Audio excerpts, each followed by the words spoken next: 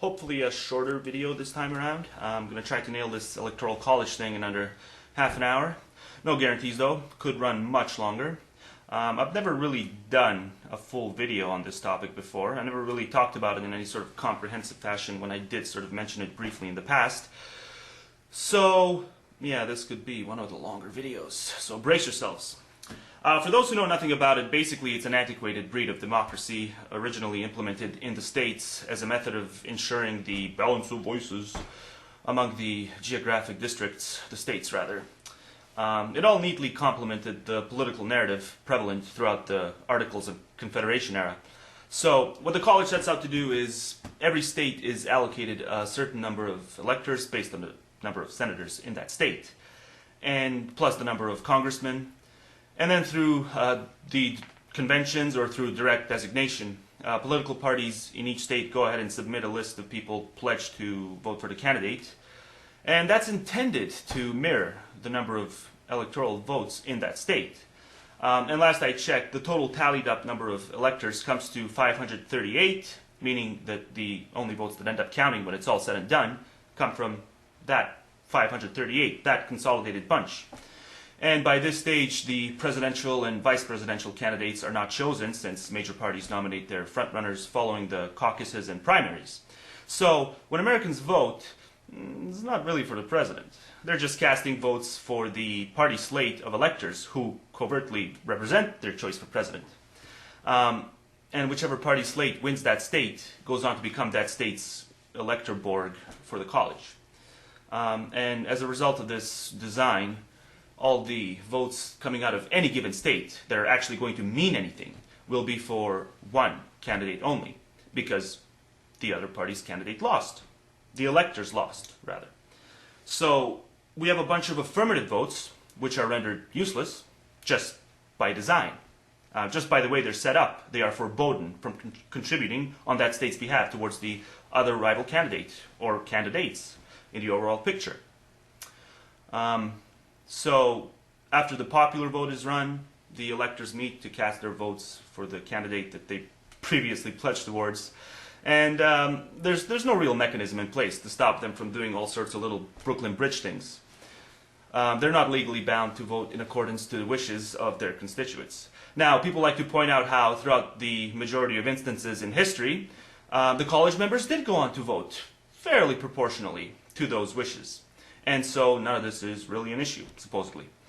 But anyone with the least bit of skeptical faculties should be able to fathom how this excuse is completely bogus.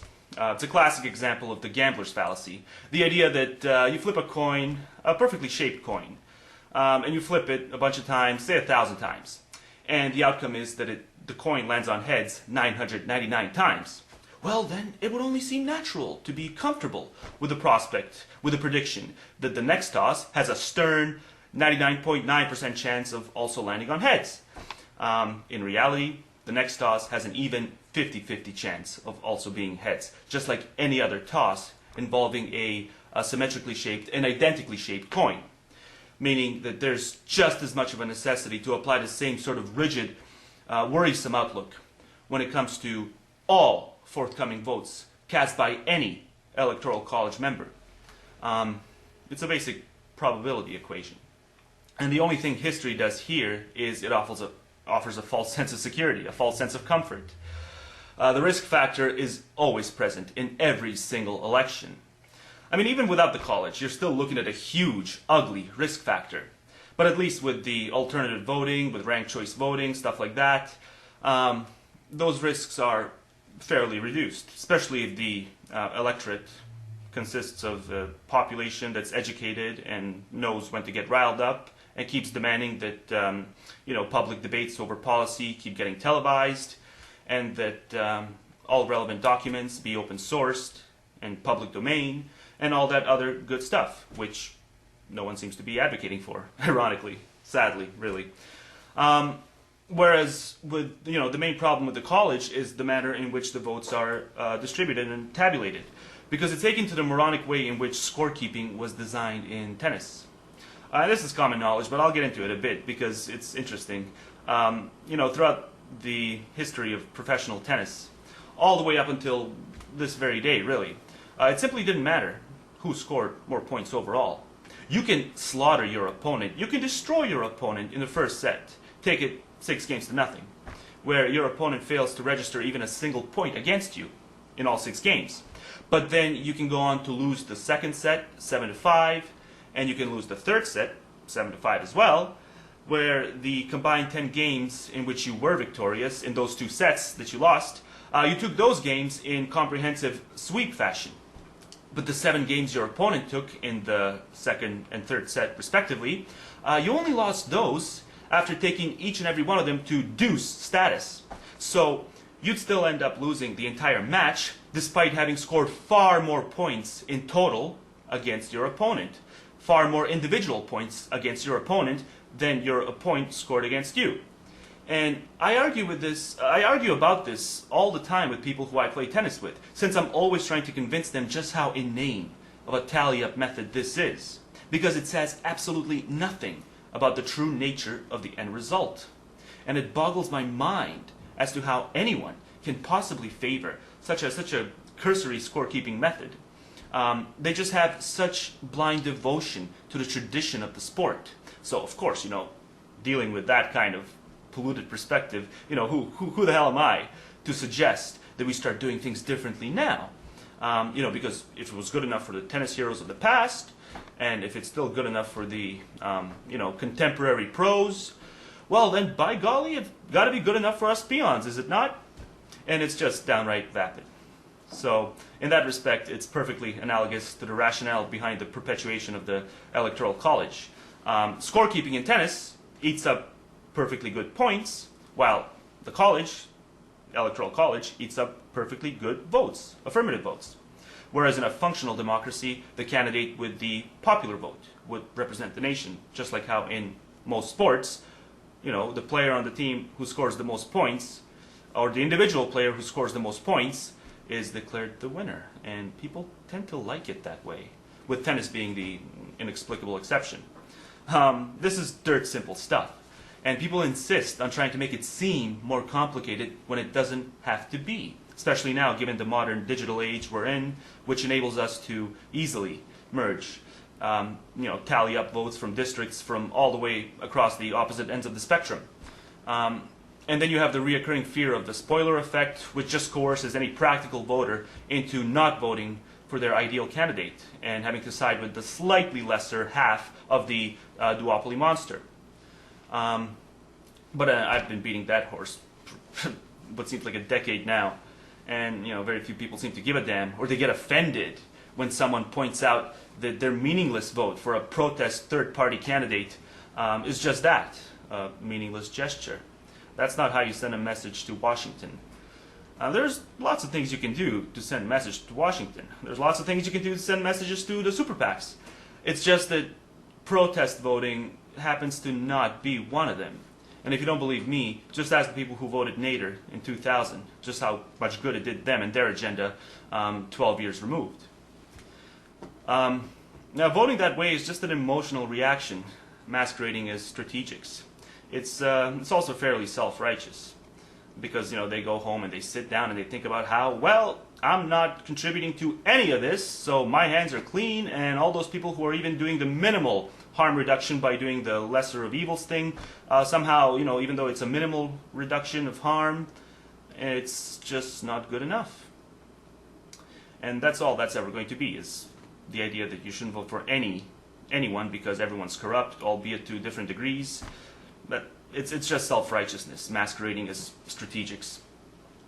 So anyway, looking back at the year 1800, when the electors gave Thomas Jefferson and Aaron Burr the same number of votes, and the House of Representatives had to settle the score through the Constitution, which ultimately prompted the creation of the 12th Amendment.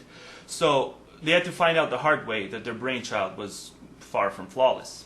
And here we are, over 2 centuries later, still stuck with it, still stuck with the same system. Here in Canada too, but at least here, we have a viable third party, a somewhat viable third party, but that's not really saying much.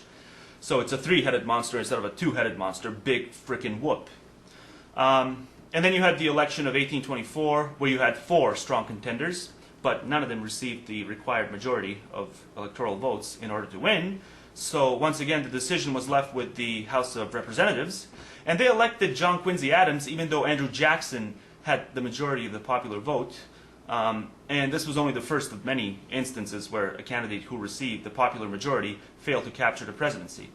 And then you had all the elections where a minority president could have easily been elected if only a minuscule number of voters had changed their vote. Like in 1976, if just 5,540 some odd voters in Ohio, and I believe it was 3,680 something voters in Hawaii, if they had voted for Gerald Ford instead of Jimmy Carter, Ford would have been elected even though he was behind Carter in the popular vote by a solid 1.6 million ballots. Almost said billion.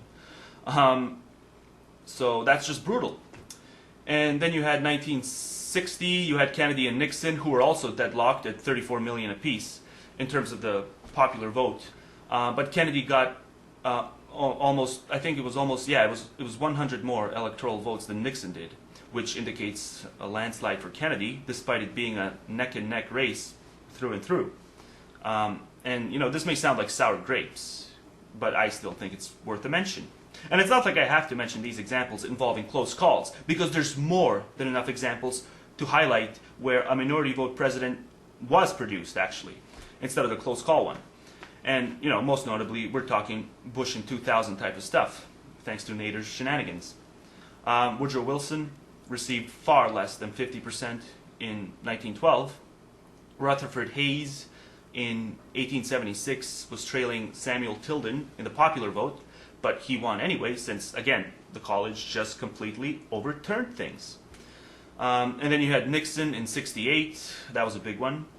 Grover Cleveland lost a very tight race to Benjamin Harrison in 1888, where neither of them had the popular vote. And then Harrison avenged his crooked loss against Cleveland in 1892, where once again, neither of the two frontrunners had popular majorities, since they had third and fourth parties to contend with and no IRV, and so on and so forth. And despite all of this, proponents still argue that since 270 votes are required to win, well, you know, there's no way a candidate can win without a substantial voter base. But lo and behold, this has happened several times in the past. You have one candidate leading the popular vote, but the other one secures enough states to obtain more college votes, and that's it, done deal. And like I said, you know, this is just, there's just always the classic spoiler effect. Like in 1888, with the Union, Labor, and the Prohibition candidates drawing enough votes from both major parties, so neither went on to receive 50% of the popular vote. And this actually happened about 15 times in total. And these setbacks are far worse than any of the baggage that may come from scrapping the college. It really has outgrown its purpose, so it's time to let it go. The only potential drawback I see revolves around the fact that half of the U.S. population is still sort of huddled together in about a dozen or so states. So the absolute worst case scenario is that you get a politician ignoring the other 40 states or 38 states or whatever it is, and still winning the election despite ignoring them, which is very unlikely. And it actually goes both ways, because if you go non-geographic runoff type system, type of election, you stand to reduce the risk of this happening, since compared to the 1700s, America today is still far more spread out in terms of regional balance. And the constant attention paid to swing states over non-swing states does a huge disservice to the voters in those non-swing states. And the best example of this is a state like New Hampshire, where it only carries 4 electoral votes, and yet the Obama and the McCain campaigns spent roughly around $15 million on that state. Now take that and take a state like New York, which has 31 electoral votes. And despite this, both Obama and McCain spent far less than $500,000 respectively when it came to contesting New York. So what you had there was a state with under 20% of the total electoral votes of another state, having campaign expenditures exceeding far that beyond of the larger state. And if you still can't see how that's a broken system, I mean, I might as well be talking to a reptilian theory advocate, because you're just not going to be worth the time and effort. Because yeah, anytime you have a district that's being viewed as locked in, neither candidate is going to devote much time and effort to campaigning there, because it would be a preposterous waste of their precious time and money, given all of the untapped material that's still up for grabs in the remaining swing states. And when you counter in the fact that you might have the locked-in states facing issues which are far more worthy of attention than those of the swing states, but they'll still receive far less focus simply because under this idiotic system, the swing states are where all the eggs hatch. So whatever tiny issues the swing states face, those issues are still going to receive priority from the candidates during the election cycles, and even after, because they would have to follow up with those election cycles. And this tends to greatly discourage voter turnout in the states that are locked in. And it just adds fuel to this relentless apathy with voting, especially the youth vote. And why shouldn't it? I mean, if I lived in a locked-in state, which received a fraction of the attention of another state that's already excelling far beyond mine in all these categories, but I had both candidates still brushing off my state on account of it being partisan and locked in, yeah, I'd be pretty damn apathetic. I mean, I'm quasi-apathetic even as it is, but that's for another video. But then again, it's really not for another video. It's kind of for this video. It does heavily tie into the gist of the overall point here. And I made mention of this in my last video a while back, because, you know, people's entire approach to reforms, it really does annoy the living hell out of me, because it's been repeatedly proven how counterproductive it is to dedicate all this time and effort to post-election solutions, post-election strategies, when the entire election process itself is currently set up so as to not enable anyone with a disciplined code of ethics from holding office, from accessing office. Anyone who is intellectually or even emotionally invested, anyone who actually cares, anyone who actually wants to see these problems fixed, even if it comes at the expense of their own personal agenda or their own ego or their own, pockets, because that's the only way you're going to achieve the solution through a political arena, is if somebody actually genuinely gives a crap. So theoretically, I do hate having to rag on all these people loitering or occupying, if you want to call it that. The people focusing on all these post-election issues, post-election crap, tax policy and the rebuilding of the decaying infrastructure and so on. I don't mind seeing people arguing for all that crap, but it's just that looking at it in practice right now, as of this moment, it's instant fail. It's fail unless you have a candidate of your own to run against the current administration in an IRV election, which they still don't. They're not even talking about it. Not a single political challenger is being groomed to run in an actual election against this current president, against Mr. Generic Mainstream Democrat, i.e. neocon. And it's like trying to fine-tune your painting skills on a completely broken canvas, instead of first and foremost just focusing on fixing the fucking goddamn canvas and working your way from there. The base is still poisoned. You still have the two-party stranglehold, so anytime you rally around raising revenue in an environment that's this cancerous, you're always just running the risk of feeding underhanded imperial incentives and all of the other questionable rescue missions overseas, which are just completely antithetic to anyone who has a brain. So, yeah, anyone telling me how, I need to do videos on all these urgent tail-end issues, no. You people need to do videos on the ABC rudimentary setbacks, mainly voting reform and population control. I mean, these are big, huge things. This is the base. And if you don't do that, you're just setting yourself up for failure. Even if the Supreme Court goes ahead and overturns its Citizens United ruling. Okay, so, money would no longer be called speech. Still, I don't see any real human being being prompted up to run in 2016. And we're almost 9 months into the Occupy thing at this stage. 9 months, and not a single candidate. Oh, but they want to get rid of the Citizens United ruling. Oh, because that's going to change everything, right? No, it's not. You don't have a single candidate after 9 months of protest. That's embarrassing. The judges, they're still given immunity clauses. No one's talking about their immunity clauses. That's not going away. There's still no support for the idea that polygraph tests, lie detector tests, have a role to play when it comes to the job evaluation of public officials. Which to a point I can understand right now, but if lie detector tests become more reliable over time as technology polishes them up, it definitely should be up for discussion, but I guarantee you it won't be. Even when technology advances, it won't be. No one's going to talk about it. No one's going to eradicate insider trading or any of that other crap. I don't even see anyone talking about implementing contract politics, wherein candidates are legally bound to the claims they make throughout the campaigns. Well, why is no one talking about this? None of this is impossible to pull off, contrary to what you're going to hear from the 80% of shitheads talking politics on the internet. It's very much doable. Okay? It's just a matter of having enough people on the same page and enough people giving a damn. And until you get that, you're just chasing your own ass with these other missions that are being embarked on prematurely.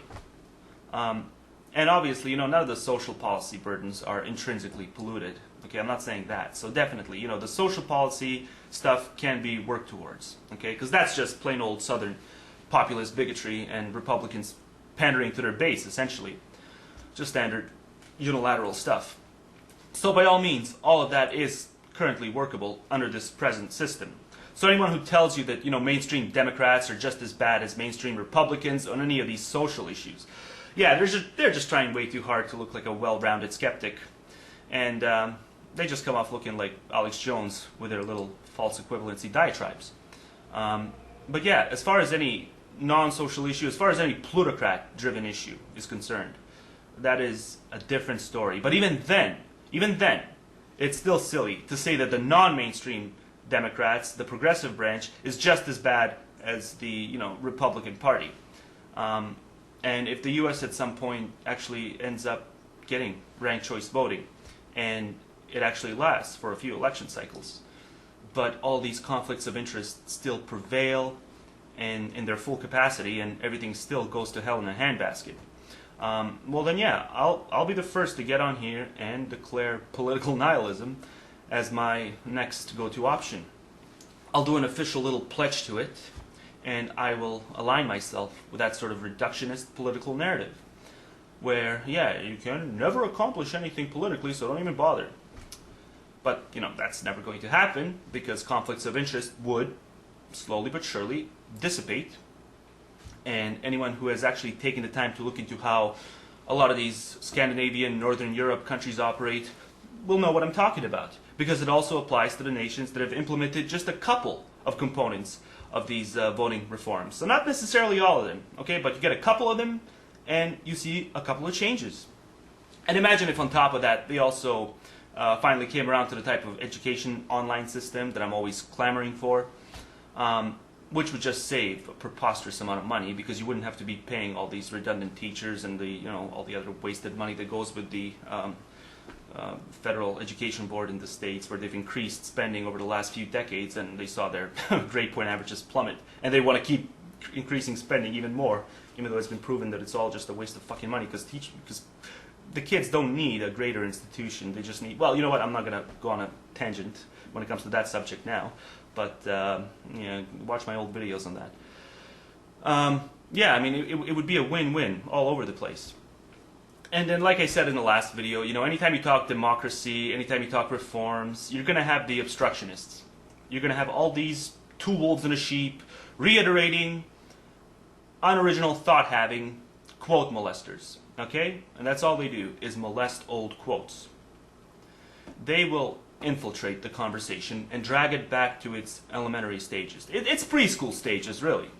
Because they just can't let go of their narrow premise, these hang-ups with majority votes. dictating some policy. You know, because if democratic decision-making has no place when it comes to some laws, it must therefore be wrong in all instances. You know, as if to suggest that a one-size-fits-all type of thought process has something to do with being politically principled and consistent, which is beyond short-sighted. The moment you counter in the criteria paradox, okay? Just by being in favor of the existence of civilization, and by proxy the existence of a justice system, which, mind you, not every single individual born into your ideal society is going to be in favor of, okay? So the moment you legitimize the idea behind justice systems, you know, be they centralized or not, you do violate the code. You forego the noble little categorical imperative due to the inadvertent restriction on certain individuals who we know, presently we know, will go on to be falsely accused or framed and will wind up serving time for crimes that they never committed, okay? It's a practical inevitability in an imperfect world, which this is. So there's no absolute consistency when it comes to respecting these all-encompassing ideals which aim to sanctify the individual while demonizing any aspiration to strive for even the least bit of utility.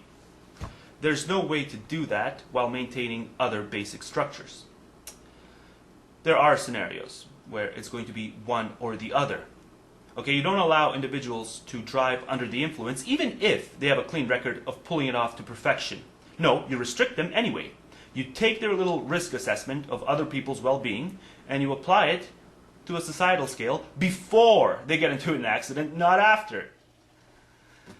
Just like you would with any hardline conspiracy theorist or any other paranoid Neanderthals who think that they have a natural right to build sophisticated weaponry in their basements. You know, even if they vow that it's only for retaliatory purposes, right? Because, you know, the foreign darkies are coming right for them or something. You know, any day now, the foreign darkies are going to come right for them. So yeah, you take your pick. And all I'm saying is that these picks ought to be dictated by consensus, a degree of consensus, instead of by a few dozen property owners in some instances.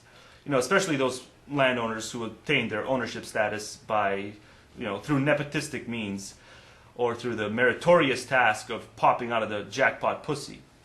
No, why should hell any rational human being roll over and subordinate themselves to that nonsense and allow themselves to be put in a position where they and everyone else has to submit to the judgment of these few parasites who got the birth jackpot in a lot of instances, and have them dictate crucial policy that directly goes on to impact the majority.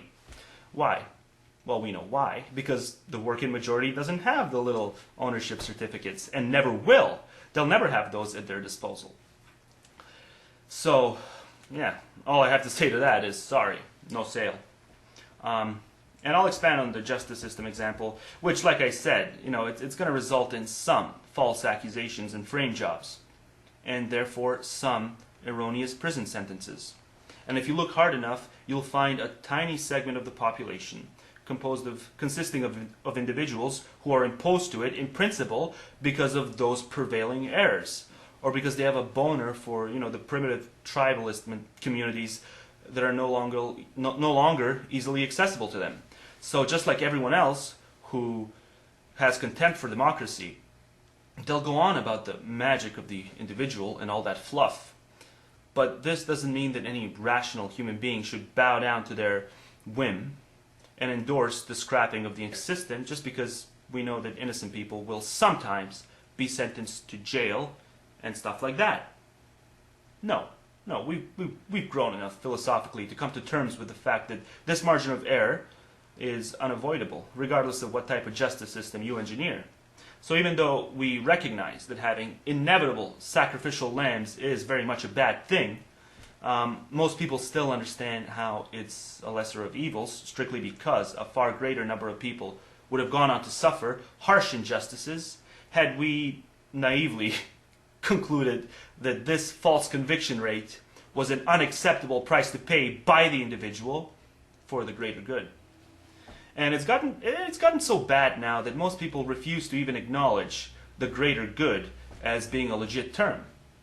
And that's when you know that you're talking to a brick wall, because they're incapable of drawing a parallel between their idealized, uncompromised natural rights and how incompatible those ideals are with civilization once they're granted moral code status, all or nothing status, because you have to make exceptions. Every time you have to make exceptions. There's circumstances that are going to come up where you're going to have to do that.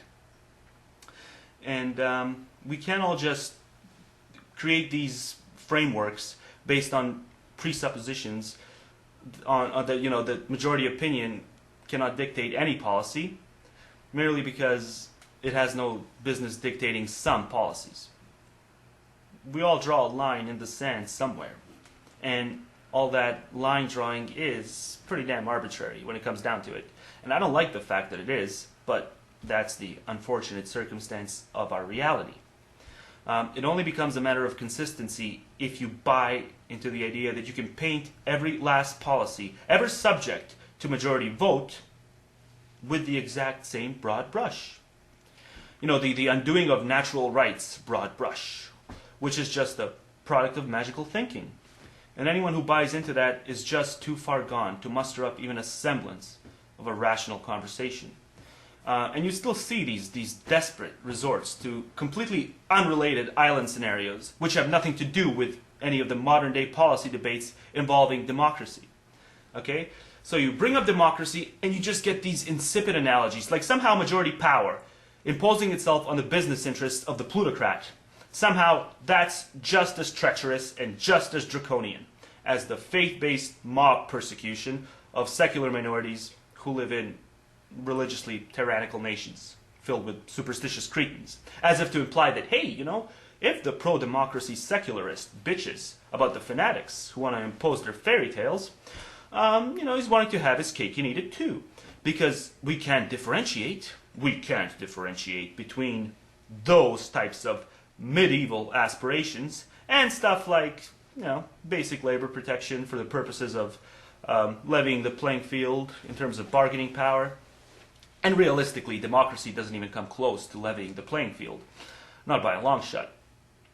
What democracy does is it just tilts the scales a bit, the bargaining power scales, between the owner and the worker, with the owner still being left with a tremendous amount of breathing room and ways in which to dominate all employment and wage negotiations, especially now, with the population increase and the increase of technology, whereas without the scales being tilted even one bit in the past, you can see that you always had that severe level of subordination that came about as a result of a lack of any bargaining power for the majority, because the majority are always going to consist of workers, obviously. So they didn't have those, and when you have neo-feudalism reaching those proportions, it's typically accompanied by higher crime rates and just increased social instability. So it's really a no-brainer that workers ought to be empowered to a degree, okay? And natural environments are simply not going to pull that off. History demonstrates that. Raw numbers and consolidation is the only real tool workers have. And, conversely, I have just as much contempt for the idea that, and, it's not just the idea, it's the entire ideology that peddles this idea. The notion that worker empowerment must ultimately reach a sort of a pandering to the worker, like it does with unions here in BC, where you got to jump through like 14,000 hoops just in order to fire an employee who has clearly brought their disciplinary woes and all the other crap that they've done. I mean, they've clearly brought it upon themselves, and they deserve to be fired. But despite that, they're still not getting fired. It happens all the time here. And despite that, the pro-labor folks tend to sweep those issues under the rug. So for every good point that they do make, there is a lack of concession, a lack of acknowledgement over the fact that there is such a thing as a public sector employee who has been pandered to excessively due to the idiotic special agendas. So this is what I'm talking about when I say that this is where people tend to shut down and simplify things as if they're running on some sort of a partisan autopilot, instead of just learning from history, which has proven repeatedly that the moderate amount of power granted to workers is decent enough. Okay, it's a decent enough recipe for long-term social stability. And this is a compromise that labor is simply not going to obtain through any sort of natural basis of negotiation, or through philanthropy or any of that other pleasant-sounding goo, which, it does sound charming. I must admit, it's very charming on its face, but just because something is charming as a premise doesn't mean that it's going to be charming as a conclusion or as a rational actual policy. It's not nearly as pleasant sounding in practice. So yeah, I mean, I've been looking over the curriculum and the lesson plans here for local schools, and there's just such a lack of emphasis nowadays on educating kids on the absolute hell workers went through a century ago just to obtain these basic worker rights that are currently still thought of as being untouchable in the West. Okay? But the truth is, they are very much touchable. They can easily be knocked down and scrapped, and you can find yourself working 65-hour weeks without overtime just next thing you know. Easily, as long as people keep pretending that the Dems are just as bad. And why do they keep pretending that? Because charlatans like David Icke say so, right? Just complete and utter cons who have managed to convince just tens of thousands of people on this continent that in order to be politically enlightened, you have to spout their false equivalencies, targeting all politicians. Because a lot of politicians are corrupt and messed up beyond repair, that therefore all politicians are corrupt and messed up beyond repair. And that's the predominant mode of conversation on here. So when you counter in that your basic rights as a worker are not just going to be self-sustained, and majority votes are what made them all happen in the first place, that's the only ball game in town, is maintaining them through sheer voting power. And I guess the other more egalitarian-friendly solution is this outright undoing of modern Western definition of property rights, and I guess having it replaced with one of the many old-school definitions, which is, in my view, unnecessary, and it's just overkill. It's like having termites in your home, but instead of just calling pest control, you blow up your entire house in order to do away with the damn termites. So, to me, that's what all these alternative property-inspired systems all sound like. And I do keep seeing these theories pimped by a few denominations within the Occupy crowd, especially now with the revival. And they refer to their replacement systems as, voluntary systems, but they're not voluntary systems. Millionaires, not millionaires, billionaires, people like Donald Trump, they're not just going to voluntarily sign up and jump at the opportunity to have the society they grew up in undergo any of these cataclysmic 180s, which are aimed to completely abolish even some of the somewhat slightly reasonable aspect of private equity and all that stuff.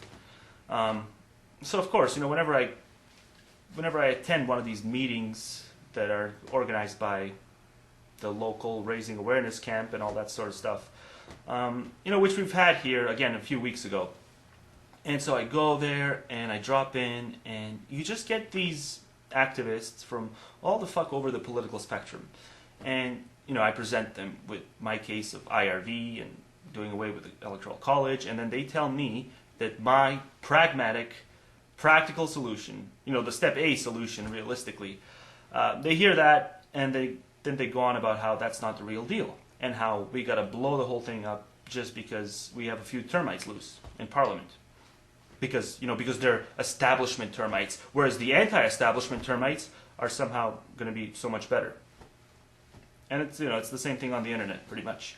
And it just demonstrates how much of a toxic waste dump YouTube has become insofar as rallying people up for any kind of solutions. And not to imply that YouTube was ever a saint when it came to that kind of stuff before, but it's just even more dismal now, it seems. Can't have a rational conversation with people offline, and evidently can't have a rational conversation with people online. But it's especially frustrating online because you have all these megastars, these highly viewed video makers who never touch the majority of these issues. And I'm talking people, couple of thousand, well, like over 500,000 views per video. I mean, something that can really get some really good stuff going. And then the people who do actually address stuff like elections and democratic reforms and, people who address these issues in a comprehensive, dedicated manner, they get far less views, number one. Number two, even if they did get more views, it wouldn't matter because on one side, I mean, for the most part, there are some actual rational people who do this, but for the most part, on one side you have the laughable moaning about the brutal injustices that the ownership class is plagued with at the hands of government redistribution, which is just especially silly when you consider the fact that, I mean, for the most part, the government is redistributing money upwards. But you go by your standard Fox News hysteria, and you'd think that businesses were experiencing something other than record-breaking profits over the last decades. And I don't mean to do the Fox News cliche, so sorry about this. Forget I mentioned Fox News. I hate it when people bitch about Fox News. It's overdone. So there's that hurdle. And then to counterbalance that stupidity, you have things like, you have people using the word like wage slavery to describe what goes on even in the civilized world. Like somehow workers in Norway are experiencing wage slavery because Norway still has a functioning private sector. I mean, it's retarded on its face. It's demented. And I guess, it's not a false equivalency. I'm well aware that it's not nearly as retarded as worrying about the fact that CEOs like Rick Wagner and Jamie Dimon aren't going to be able to afford their 14th yacht if we take away their gratuitous bonuses. Okay, so I know it's not that stupid, but it's still pretty fucking stupid to complain about the slave-esque plight of the workers who live in nations that haven't had robber baron capitalists running around or anything like that, who haven't had any of that crap for almost a century. Because like I said, as far as I'm concerned, a lot of these employees have it a little too comfy nowadays. Especially if they work for the public sector, thanks to unions that have become overly extortionist and self-interested in the last 20, 30 years or so. Just look at all the stunts teachers' unions routinely pull. The constant suppression of technology, which poses a threat to the viability of their routine-driven profession. It gets a bit tricky because the solution isn't to have unions get hit with something as harsh as the Taft-Hartley Act of 1947, which happened in the States. The entire work right issue, that is one of those few things where the moderates, the wimpy moderates, if you will, did actually get right. If you look at history, that is the conclusion to draw. And, I'll whip out some statistics on this throughout the summer when I actually go for my summer break and manage to get some time off and have extra time to do a non-scrambly brain video with statistics.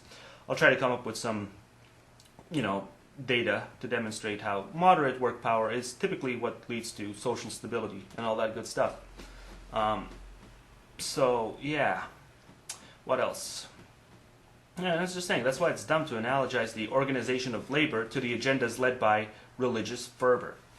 It's a little more complicated than someone using a medieval source to back up their God says so non-argument, okay? Which is supposed to explain why everybody has to play by their religious rules, okay? You can't compare non-arguments to actual arguments that make sense. And that's the false equivalency they pull. They try to explain it all because it's all anti-freedom or some other vague nonsense that they spout. And as long as I keep getting these simplistic comments that do use freedom as a buzzword, and I see them all over the place, I have no choice but to keep reiterating the basics repeatedly. So, let's see. What about participatory democracy, opt-out democracy, they call it? And that's all fine and dandy in the instances where people who just want to do their own thing can actually prove that they can do their own thing. that they can function without gleaning the benefits off of the whatever majority decision gets made. So if the democratic benefit were to encompass the entire district that the minority is actively choosing to inhabit, well then tough shit. So that's the first provision. And it just so happens that if they manage, it's very hard to manage to pull this off and continue to live in the regions where all these services are going to still continue to exist. And trying to do that is a pipe dream, pretty much. So go ahead, all the Paul-tards, all the patriots, and the rest of the keyboard warriors, who every time I've seen people talk about democracy before and even now, I just go to the comment sections and I see this flooding of the comment section with these inane analogies to island scenarios and stuff like that. Go ahead, keep using freedom as an argument against this subject. And I will just continue reminding you, redundantly, that what you're really asking for is the freedom to leech off of existing infrastructure that isn't going anywhere anytime soon, because it is a product of all-encompassing effort that's been maintained by the public for centuries. Okay? And what? So you have this arrogant expectation that everyone is just all of a sudden going to sanction having all of it auctioned off to a handful of racketeers and parasites just because you're arrogant enough to believe that it's everyone else's fault that you were not born in a setting that already had a private, functioning system that's been entirely privatized and entirely undemocratic. And somehow that's the pro-democracy crowd's fault. It's not your parents' fault, it's the everyone else's fault. Sorry, no, it's just stupid. And typically when, defenders of democracy pull the love it or leave it line, which they don't pull all that frequently, contrary to what you're going to hear on here, they don't pull that. But when they do it, it's usually done in a sloppy sort of phrasing because it's not articulated properly.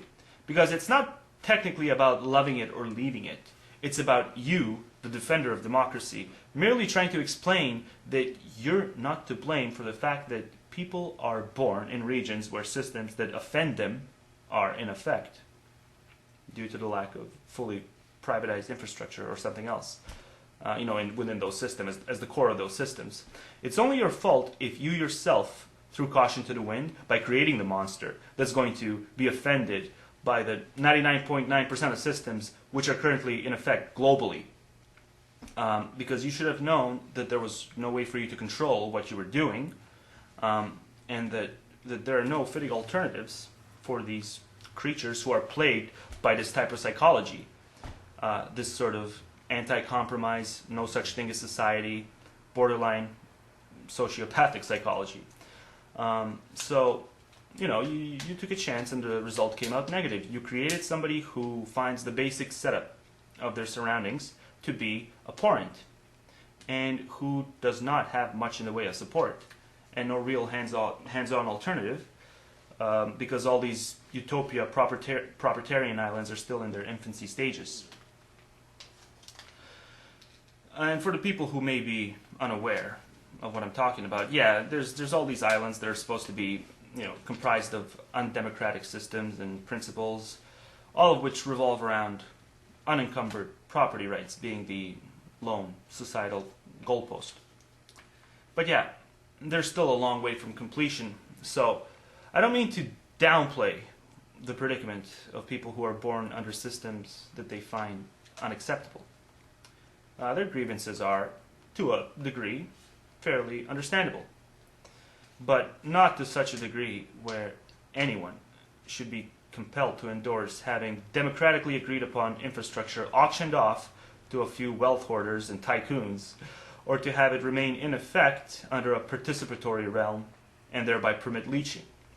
And the real irony is that if you do what I'm advocating for in this video, if you do away with the current unrepresentative form of democracy and replace it with non-geographic, you stand to actually subdue the majority of use in a lot of scenarios. You can't completely eliminate it, of course, but you can tame it. Because if all affirmative votes actually reached an ultimate destination beyond the geographic confines of their respective state borders, they're dead-end borders when you really look at it. If that happened, then desegregated minorities would actually obtain some representation in Congress, because the mechanism would allow for more varying agendas to be put on the map and be catered to and blended with the already established special interest agendas. And it would ultimately perhaps even overturn the special interest.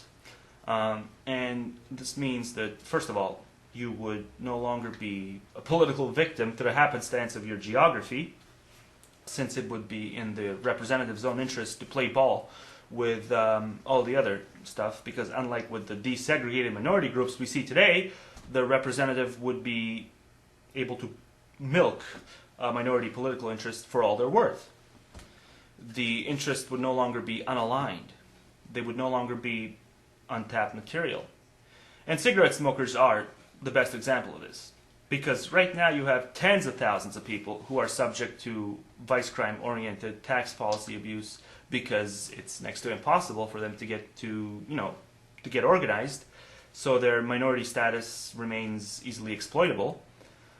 They get levied with obscene taxes anytime their addiction kicks in, their nicotine addiction, whereas this would, in all likelihood, not have happened had they been given the chance to be represented in some geographically unconfined capacity.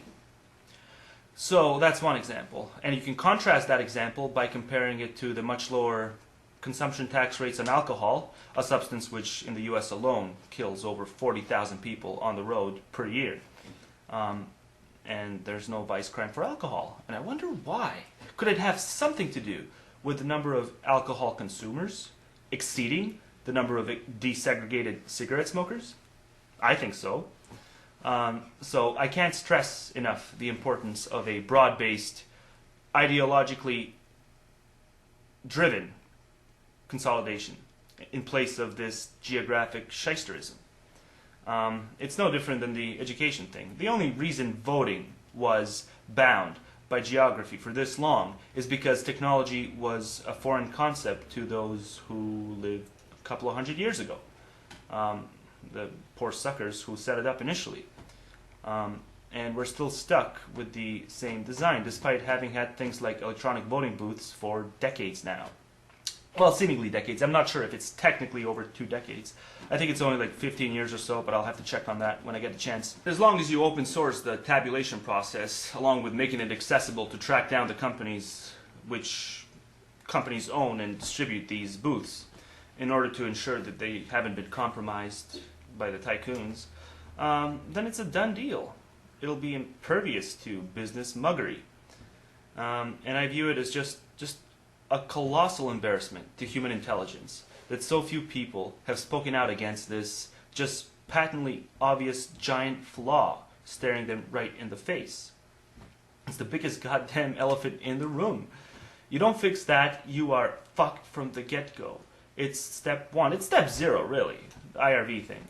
And yeah, it's election year, and sure, I can get on here and do more videos telling people that they should still vote for lesser of evils and all that stuff. And that is a rational way to go about it. But it just sucks that, you do that 4 years ago, and then you do it 2 years ago with the congressional elections, and then the administration deemed as the lesser of evils, which it still is, realistically. But despite that, you still got to ask yourself, well, what did they do? Well, they went ahead and they bombed Libya. They helped orchestrate all sorts of little drony missions, and I'm not letting that one slide. And yeah, that's a visceral thing on my part, and I know McCain would have done the same thing had he been in power. Only he would have probably gone the extra mile and bashed some gay people while he was at it, used them as cannon fodder or something. So technically, it was correct all along to say, when looking at the overall net result, that one party was better than the other.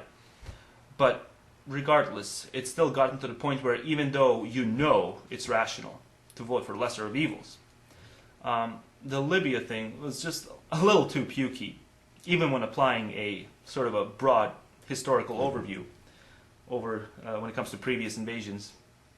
I mean, I'll accept tons of bullshit that infuriates me, but Libya, and especially the increased drone activity, that was pretty much the tipping point, which just goes to show how lenient my threshold really is. that, it took so long for my boiling point to be reached. But it was reached. So, I mean, I'll still tell people to vote for Obama, whatever, but I'll do it with far less enthusiasm this time around than I did it last time. And if you watched last time, I didn't really do it with that much enthusiasm. I did it reluctantly, but it was still a 2 plus 2 equation, so I did it because you had to do it, because you got to say that 2 plus 2 is not equal to 5. You got to add it up and tell people who are saying it's 5 that it's actually 4. So, yeah, let's try to start with voting reform, and from there you can build a bridge to some realistic demand.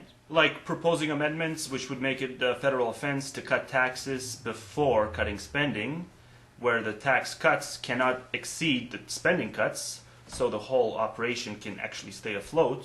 I know, that's a crazy idea, right? And that's the stuff people have to talk about as well, is the proportional spending cuts to the tax cuts, and vice versa. So, it doesn't matter anyway, no one's discussing any distinct measures, because we see what happens anytime you actually talk about how, everyone should get taxed more. Not just the rich, but everyone. You saw what happened. Because for anything to have to be done and for the debt to be paid off, everyone is going to have to be taxed more. The middle class too, and, lower class. So instead of that, we get 9,000 fucking Coney videos, and the Trayvon Martin crap, and all these people relentlessly bitching about the media agenda, and then proceeding to talk about precisely that same media-fed artificial controversy tripe, which they're always bitching about how that's a useless distraction. And this happens all the fucking time. Year in, year out. It's just cognitive dissonance all over the fucking place. Just another reason why I'm semi-retired from the internet. I mean, I have zero appetite for the majority of the content being discussed in droves.